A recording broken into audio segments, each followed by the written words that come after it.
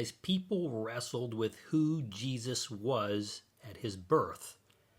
They struggle with that much as they do today. Hey, welcome to Reason for Truth. I'm your host, Stephen Garofalo. This is Reason for Truth, where the truth comes first, reasons come last. You know, we're always and constantly learning, because we stop learning, we stop teaching, or at least stop teaching well.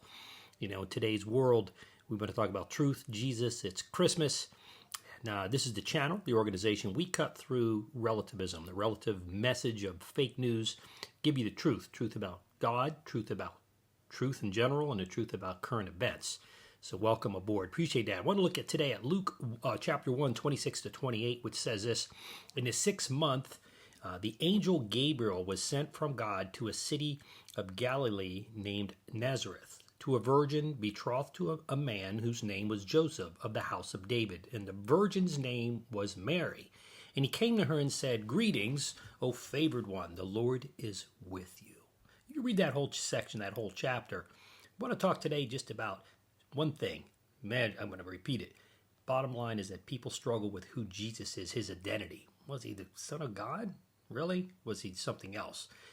I want to talk about the announcement here. That's what's in this passage. The announcement to Mary, specifically by the angel, presents the declaration of a virginal conception of Jesus, verse 27, 34, and 35, but ties it to the Old Testament less directly than really it does in Matthew chapter 1, verse 23, which actually cites Isaiah 7:14. Now, Luke's account tells a story from Mary's perspective, while Matthew's gospel, chapter 1, 18 to 25, focuses on Joseph. It parallels similar announcements in the Old Testament.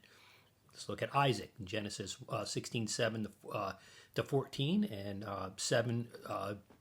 chapter 17, verses 15 to 22, and chapter 18, 9 to 15. You got Gideon in Judges 6, 11 to 17, and Samson in Judges 13, 3 to 23, and Samuel in 1 Samuel chapter 1, verses 9 to 20. You look those verses up yourself, do a little study.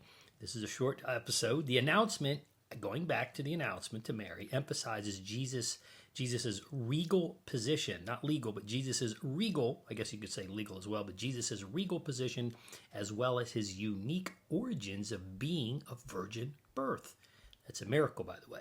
Luke is careful, by the way, to make clear that Mary did not put together the theological significance of this birth, as her response in Luke 2:48 shows.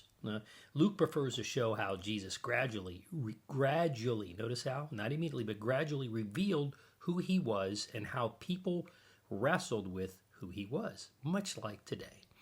Dr. Luke was a gift, I believe, to all mankind, especially for us today, and that as many wrestled over who Jesus truly was, then it's the same is true of today.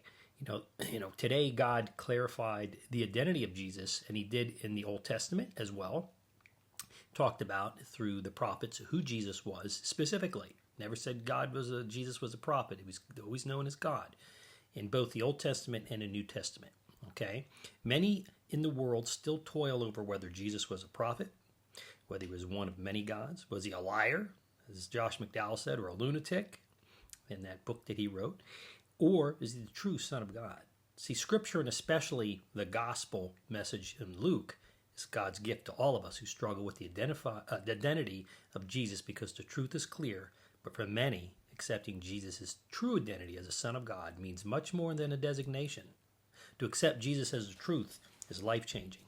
Many don't want to leave their corrupted, sinful, life simply because of their comfort level in the mud and the muck and the sinful way that they're living their life. So if you or someone you know wrestles with who Jesus is, his identity, since his birth until present, and into eternity and forevermore, please share this episode with them, as well as all the Bible scriptures that I cited. Remember, folks, that people in the time of Jesus wrestled with who Jesus was at his birth, much like they do today. So in closing, as you gaze into the Christmas tree and all the gifts under this, remember that the true ultimate gift, the birth, life, and resurrection of Jesus, that God gives us life, true joy in the present, and for us to live in eternity. So listen, Merry Christmas, everybody.